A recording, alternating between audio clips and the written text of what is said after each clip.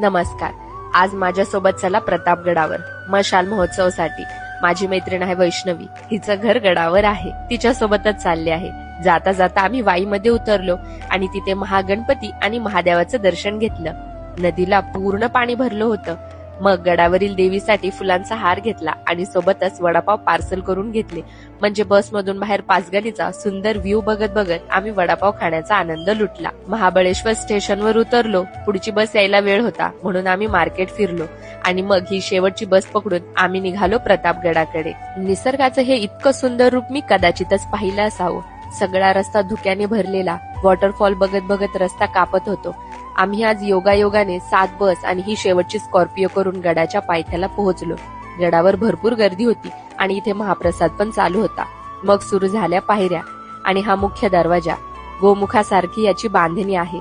इथं मशाल उत्सवाची तयारी नजरेस पडली. पाऊस भरपूर असल्यामुळे मशाली तेलात भिजून त्यावर प्लास्टिकचं कव्हर लावून ठेवल्या होत्या. आणि हे ते काका ज्यांनी या मशाल महोत्सवाची सुरुवात केली.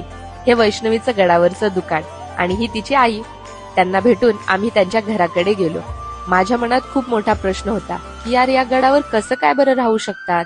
पण आज मी समक्ष पाहिलं आणि तिथे राहिले सुद्धा. बघितलं का, ही आहेत गडावरील घरं. जसं आपण महागडा विला रेंट केलाय की काय असं वाटतंय. तिच्या घरी मला लोप पावत असलेलं जातं दिसलं. थंडी खूप पडली होती म्हणून वैष्णवीने शेकोटी पेटवली. त्याच्या उभीत बसून थोडा स्वयंपाक केला आणि थोडं जेवण करून आम्ही आता जाणार आहोत मशाल महोत्सवला. पण पाऊस थांबायचं नाव घेत नव्हता. तर आता मशाल महोत्सव कसा बरं साजरा होईल तर ते पाहू पुढच्या भागात. तोपर्यंत हर हर महादेव.